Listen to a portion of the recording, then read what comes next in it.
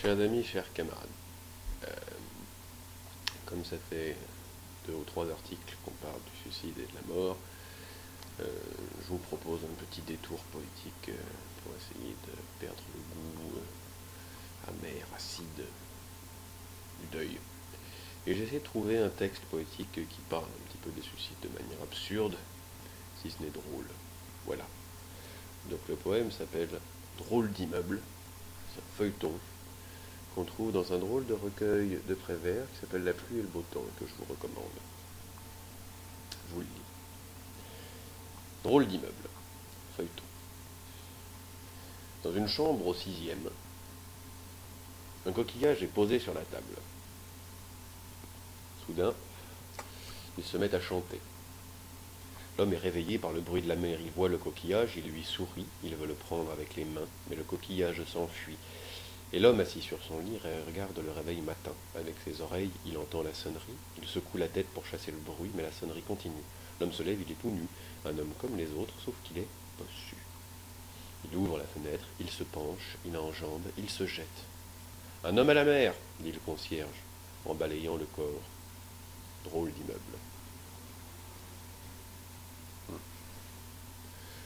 Le facteur sonne à l'entresol. La porte s'ouvre. Un barbu passe la tête, la lettre s'envole. « Qu'est-ce que c'est » demande le barbu. « Rien, dit le facteur, une lettre. Les écrits s'envolent, les paroles restent. »« Ah, dit le barbu. » Il ferme la porte et se rendort avec sa petite barbe sur le drap. C'est comme un gros rat angora. Drôle d'immeuble. Au 4e, sur la cour, un enfant joue avec des allumettes. Il met le feu à son père. Un peu plus tard, la mère arrive. Ça sent le caoutchouc grillé.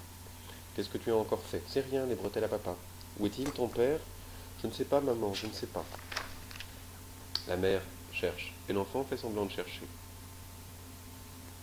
Brave petit cœur. Soudain, la mère voit le cendrier plein. C'est fou ce que cet homme peut fumer, ça coûte cher et ça ne sert à rien.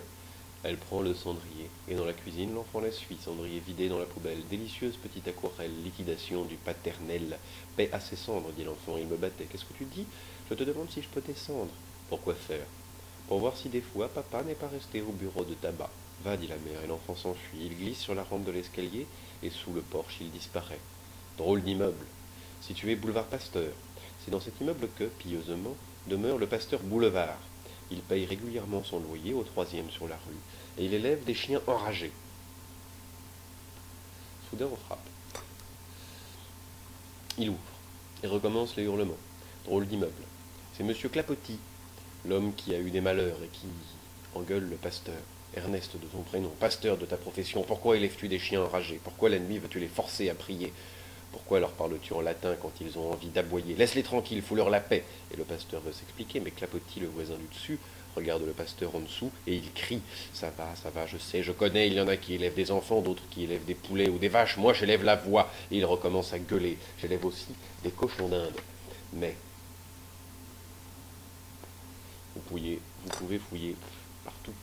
Partout, pasteur, puisque c'est votre métier de fouiller dans les intérieurs. Mais jamais vous ne les trouverez. Je les élève avec du son, je gueule, plus ils grandissent, et quand ils sont grands, ils s'en vont, à l'anglaise, comme la pomme. Et des Indes, quelquefois, je reçois une carte postale, cher papa. Nous allons bien, lettre suit, signé cochon numéro 2, cochon numéro 3. Mais la lettre ne suit pas, alors je grimpe sur la tour, et je gueule à l'ingratitude, et je miaule à la solitude, et plus je gueule, plus ils se foutent de ma gueule. Là-bas au Bengale, dans les Indes, ces sales petits cochons d'Inde.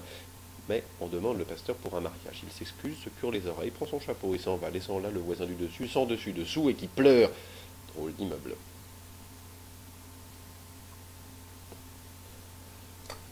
C'est au 4e qu'elle habite, la jolie petite Marguerite, mais son mariage ne se fera pas, et lorsque le pasteur, le sourire aux lèvres, pénètre dans l'appartement, il se trouve en présence de la vraie pâleur de cire dont il est question dans tant de romans.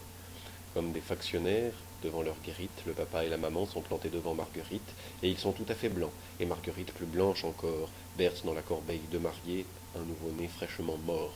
Drôle d'immeuble. L'homme qui s'est jeté par la fenêtre en cherchant le bruit de la mer, c'était le père. Enfin, celui que la jeune fille aimait. On l'appelait Lagardère parce qu'il était bossu. De son métier, il était jardinier, qu'on disait. Mais entre ce qu'on dit et ce qu'on sait, il y a un monde. C'est dans ce monde que le bossu vivait.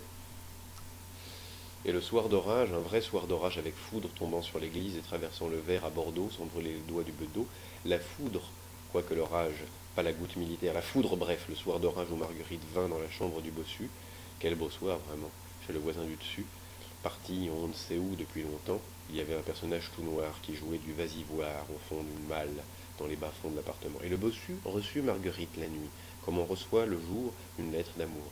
Il n'osait pas la décacheter. Cependant tendrement, sournoisement, rageusement, quelqu'un sur le palier sanglotant les épiait, et par la porte, par mes gardes encore entrebâillées, couvait Marguerite des yeux, tout en la dévorant du regard. Quelqu'un, c'était Azor, le chien modèle Azor, le modèle des chiens de la meute au pasteur. Le bienheureux Azor, comme l'appelait le grand sermonneur, qui devant l'Éternel était aussi un grand bégayeur, et qui aimait à préciser le bienheureux Azor, plus humain que le plus humain des humains.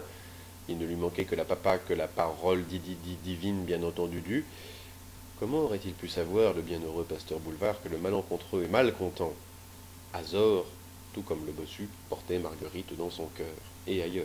Bref, les deux soupirants, chacun sur une chaise, échangeaient des idées dans l'obscurité. Oh, disait le bossu, si j'avais une théière et des petites cuillères, je vous ferais du thé. Il tournait autour de la théière sans oser aborder le grand sujet. Mais il n'y avait pas de théière, la conversation languissait. Alors il se mit à lui raconter l'histoire d'un très ancien arrière-grand-père héréditaire, petit bossu dont la rue Quincampoix. Est-ce vrai qu'il va y avoir la guerre? Aimez-vous les cravates à pois? Moi j'ai peur des souris, et moi j'ai peur des rats.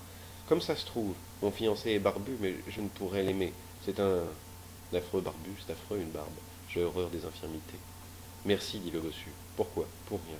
Et il se met à songer que malgré toutes les précautions prises, un jour elle sera.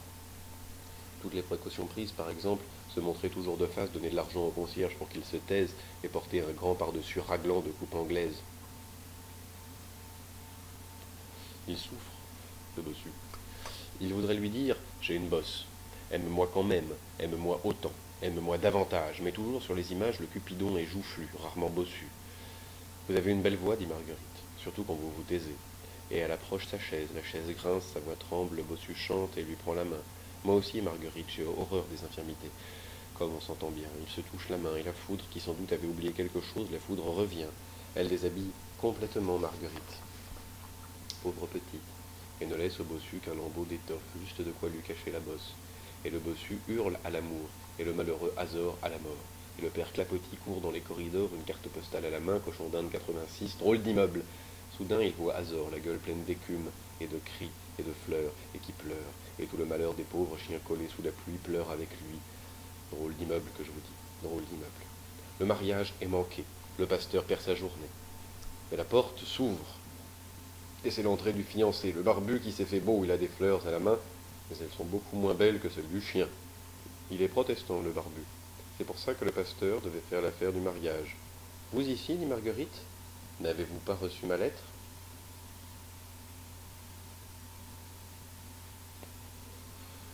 Les écrits sont vains, les paroles restent. Un jour, vous m'avez dit je t'aime, dit le barbu, avec un sourire fringant. Soudain, il voit la mère, le père, le berceau et l'enfant, et sa barbe tremble, et ses mains sont moites. Dans ma lettre, je vous disais vos 4 vérités, la première et les 3 autres. Regardez de tous vos yeux, si vous en avez assez pour voir.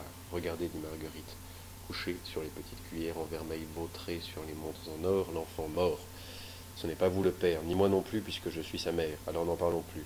Je vous le donne, c'est mon cadeau de noces, mais la porte s'ouvre une fois de plus, drôle d'immeuble. Le chien entre, et d'un coup d'œil de chien, il réalise la situation. Il laisse tomber ses fleurs sur le tapis et comprend que tout est fini. Il n'est pas seulement fou de rage, ce bon chien de patronage, mais aussi d'amour, de misère et de jalousie. Il bondit, et le voilà qui court autour de la pièce en hurlant. Il a un os dans la gueule, mais la viande de l'os gueule aussi, c'est la viande du barbu. Elle est attachée à l'os, la viande du barbu. Il ne sait pas le nom de l'os, le barbu, mais il sait qu'il est à lui, l'os de sa jambe à lui, et l'os craque, et toute la viande, toute la tête du barbu craque avec lui, et voilà que ça recommence les cris, drôle d'immeuble. Tiens-toi tranquille, Azor, dit le pasteur. Tu vas faire pleurer notre Seigneur, mais notre Seigneur, pour Azor, c'est un nom à coucher dehors, pour moi aussi d'ailleurs, dit le facteur, qui entre en souriant. J'ai retrouvé la lettre, il la tient à la main et garde son képi sur la tête, mais Marguerite, sur la pointe des pieds, s'est sauvée. Elle monte 4 à 4 l'escalier. Elle entre dans la chambre où vivait celui qui s'est tué et le réveil matin. Le réveil de son amant lui sonne sa dernière heure tendrement. Elle se jette à son tour. Un cœur à la mer, dit le concierge, et il balaie le corps. Soudain les hurlements redoublent. Le pasteur arpente la cour de ses longues jambes effilochées, aboyant à la lune, au soleil, aux étoiles et à l'obscurité. Décidément, dit le concierge, ils sont tous enragés. Drôle d'immeuble, et si ça continue, je vais déménager.